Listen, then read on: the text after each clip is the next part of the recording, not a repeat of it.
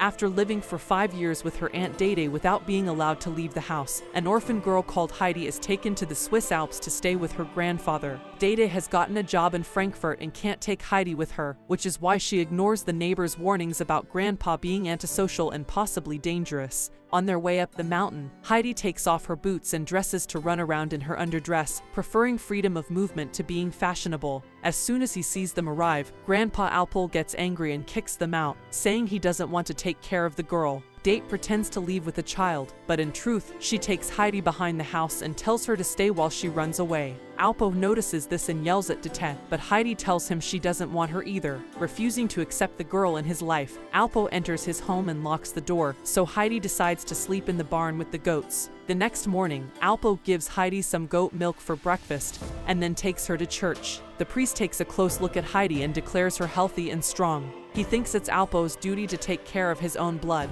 but since Grandpa won't change his mind, the priest comments he'll be going to Mayenfeld in 3 days so he can take Heidi with him to see if any farmer will have a use for her. When they return home, Heidi wonders if she should sleep in the barn again, and Alpo tells her she can sleep wherever she wants. Since Alpo only has one bed and one chair, Heidi looks for another spot and finds a set of stairs that she climbs to find an attic full of hay. After deciding that will be her bedroom, Heidi tells Alpo that she would rather not leave, but gets no answer. The following day, Gothard Peter comes over to pick up Alpo's goats and Grandpa gets the chance to ask him to take Heidi with him for the day, perhaps even teach her how things are done in the mountains. After Alpo gives Heidi some cheese and sausage for her lunch, Heidi is happy to join Peter and spend the day running with the goats, enjoying this much more than being inside the house all day like her aunt used to make her. While Heidi has fun, Peter takes a bite from her food, then blames it on the goats when Heidi notices. Suddenly, 2 goats begin fighting and Peter hits them with a stick to make them stop. Heidi greatly disapproves of this and, after making him stop, she offers a deal. If he never hits a goat again, she'll give half of her food to him every day. Peter gladly accepts but asks her to promise not to tell Alpo because people in town say he killed someone in the past. When Heidi returns home, she acts awkwardly around her grandpa, and says she'll sleep in the barn, so Alpo quickly guesses she's heard the rumors. He asks Heidi what she trusts more, rumors or her own eyes and ears. Heidi chooses her own judgment and hugs Alpo before going to sleep in the attic. The next day, while Heidi continues to have fun and bond with Peter, Alpo does some carpentry to show his granddaughter how touched he is by her affection. When Heidi comes home, she's surprised to find a second chair at the table and some fantastic news. Alpo will allow her to stay for good. Weeks pass and Heidi has fun with Peter every day. She even cuts her hair to be more comfortable. One day, Peter tells her he won't be coming for a few months because he'll be going to school, so they'll see each other again in the spring. But she should come by his house to visit him sometime. Heidi wants to go to school too, and whenever they go to town, the neighbors also remind Alpo that a kid needs education and friends. Also, he refuses though, explaining Heidi won't be able to come down the mountain to attend school.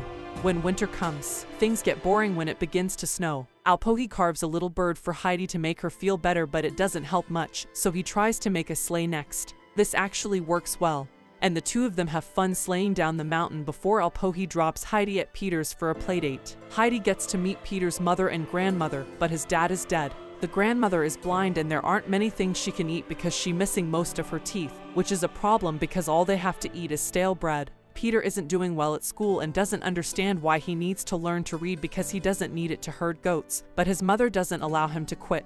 When Alpo comes to pick Heidi up, she tells him she's realized how lucky she's to have him. Years pass and Heidi lives a peaceful, happy life with her grandpa. One day, Date comes back saying she's found a nice place for Heidi with her employers, which would allow her to make friends and go to school. However, Alpo refuses to allow Heidi to leave and points out how Dede suddenly cares about her niece all of the sudden. Embarrassed, Dede responds she only left Heidi because she didn't have a choice back then. She argues with Alpo but doesn't get to change his mind. So Dede pretends to leave when actually she goes further into the mountains to find Heidi among the goats. Dede makes the offer again, and when Heidi replies she wants to stay, Dede tells her Alpo also wants her to go because he wants what's best for her. Upset, Heidi allows Dede to take her away, and Peter sees all this. When he takes the goats back to Alpo, Grandpa notices Heidi is gone and quickly guesses what happened, so he runs all the way to town. But by the time he gets there, it's too late. Dede's already left with Heidi, and the neighbors make fun of Alpo for it.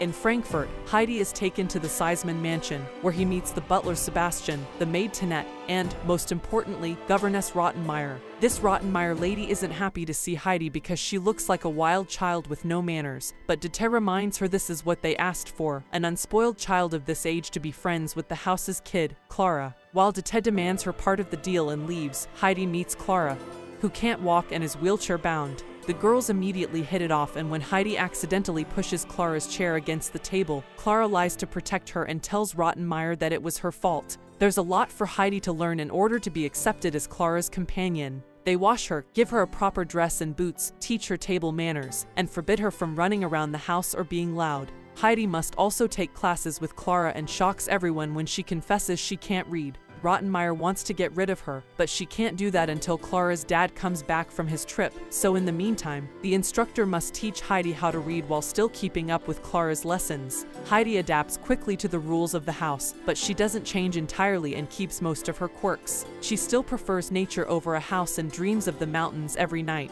and whenever she can get away with it, she hides bread rolls in her pockets. She and Clara grow very close. This bond inspires Clara to share what happened to her. After her mother's death, Clara became so ill that she lost her ability to walk. Before Heidi came along, she felt lonely and caged in this house because her father was always away on business trips. One afternoon, Heidi refuses to take the daily nap and asks Sebastian to open a window for her. Sadly, she still can't see the mountains, causing Sebastian to explain that in order to see the mountains from here, she would have to get into the very tall city tower. Afterward, Heidi sneaks Clara out of the house and shows her around the city because Clara is never allowed to go outside. When they find the city tower, Clara waits by the door while Heidi goes as high as possible, only to get disappointed when not even up here it's possible to see the mountains. Clara is a little nervous to be alone, but her mood improves when she finds a person selling kittens and decides to buy them all. Back at the house, Rottenmeier panics when she can't find the girls and sends all the servants out to search for them. It's Sebastian who finds them, and Clara, fortunately, covers the kiddies with the blanket they came with before he can see them. When they return home, Rottenmeier tries to scold them but ends up sneezing like crazy because of her allergies. The cat suddenly jumped off Clara's lap, scaring Rottenmeier so badly that she climbs on the furniture, making everyone laugh. Later at dinner, as punishment, Heidi isn't allowed to eat. Instead, she must stand in the corner of the room, facing the wall during the whole meal. Rottenmeier promises that next time she'll send her to the cellar with the rats. Heidi won't stand for this, so after dinner, she picks up all the bread rolls she saved for Peter's grandmother and tries to leave. Rottenmeier stops her, reminding her she's lucky to be receiving fancy clothes and proper education. But what truly makes Heidi feel bad is seeing a disappointed Clara crying and rushing to her room. Since that day, Heidi's dreams get worse, and Clara won't leave her room. Tinette explains she's sick and blames Heidi for it. Feeling even worse now, Heidi visits Clara once her doctor says she's feeling better and reassures her it's not because she hates her that she